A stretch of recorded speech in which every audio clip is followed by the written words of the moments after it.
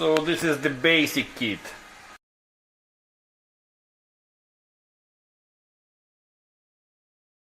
Here is the intake manifold, one of the parts of the turbo kit. We start with the throttle body TPS adjustments and how to assemble it. TPS adapter. Here we have several different holes. Okay, first we need to release this locking bolt. And now we can find the preferred position. Half moon and a half moon. And then you just find the position for the cable if you want, which direction you want your cable to go. So we want it down, for example. Then we have holes here in the adapter, so we can, like this. Then we need to adjust the TPS to the shaft, this bolt. Then you see the shaft and locking bolt. You need to push it all the way to the left. When it stops, you can lock it. So now the TPS sensor adjusted. Now we can assemble this throttle body on the intake manifold. Don't forget the gasket. Then we have the bracket for throttle wire.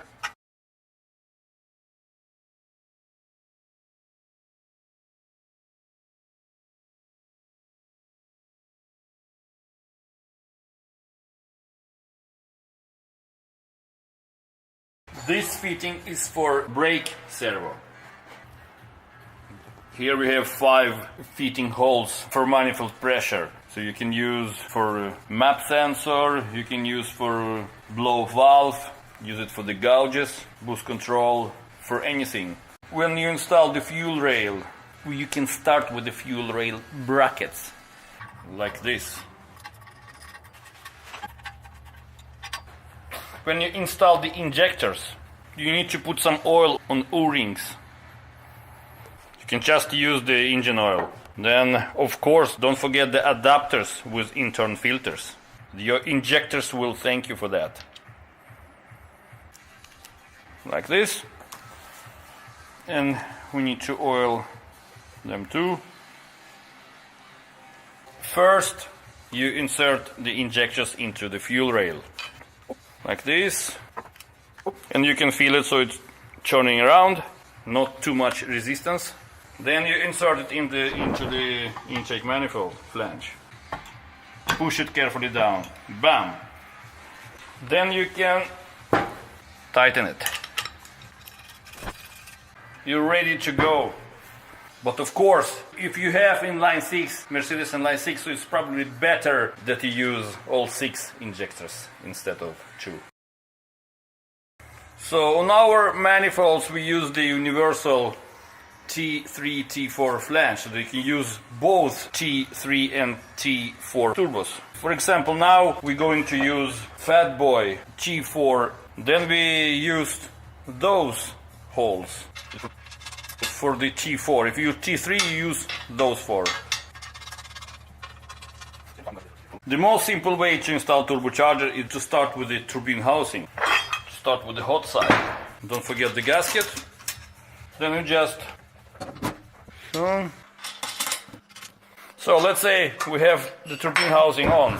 Here we have some kind of mold we use for turbo kits. Let's say you installed the turbine housing on the manifold. Then you insert the turbo. You can install a few bolts. So now you can turn it around. So now you can decide the angle of the core for the oil feed and return. Make sure the little one is up and the big one is down, always. Some people do it wrong. So this angle can be almost up to 45 degrees, but not more. The best way to have it like this, 12 o'clock. But if you can't have it like this, you can turn it a little bit. Important that oil can come out without any resistance. Then you decide the position and you can mark it with a marker. So if you remove it again, you know exactly the position. Then tighten the bolts and attach the compressor housing. First you remove the rubber ring. You decide the position.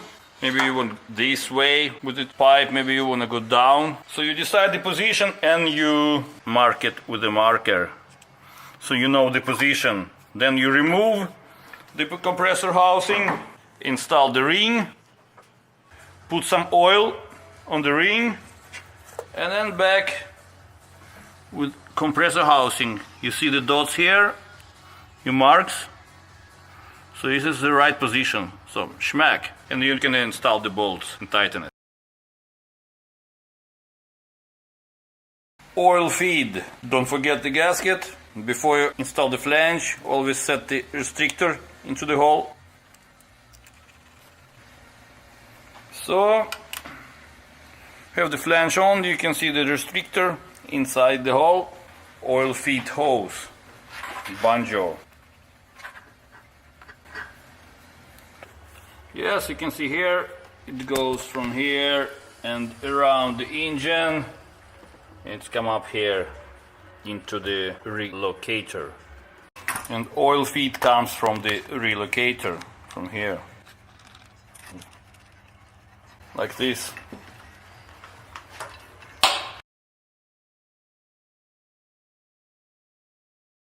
You remove the stock oil filter housing and you replace it with this plate that goes to the relocator.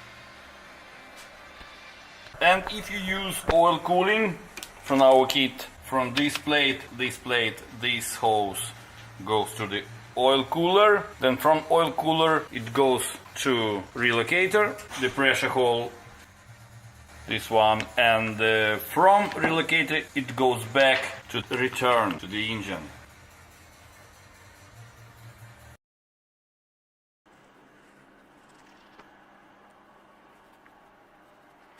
To install oil drain, you need to drill the hole in oil pan above the oil level. Then you can just insert the bolt, put some sealing ring and tighten it with a nut.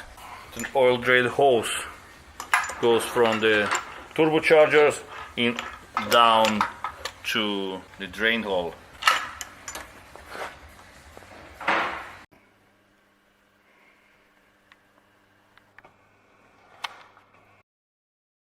Blow-off valve comes with the flange, steel or aluminum. In the flange you will weld on the intake pipe between your turbocharger and the intake manifold. So don't forget the rubber ring, schmack. When you assemble the wastegate into the manifold, it must be the gap between the flanges, otherwise it will leak. So this valve must go into the flange inside here to get it tight. The easiest way to put the clamp on is to blow air into the wastegate to open the valve. Blow some air carefully. Hope you see 100% tight. Then it's very easy to put the clamp on. Still open, 100% tight, the clamp is on. Then you can adjust the position of the wastegate. So then we can release the air and you can see the valve. Bam! So this is the easiest way to install the wastegate on the manifold. Here we can show you on our mold about intake pipes. The easiest way to install the intake pipes, especially for our mega cooler, is to drill the holes. About 4-inch holes here and on the other side.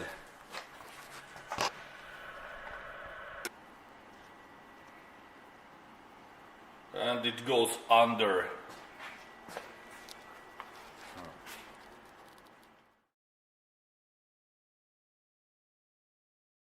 Remember, if you want to use stock hood lock, make sure that you leave about 4 centimeters between the intercooler and the frame.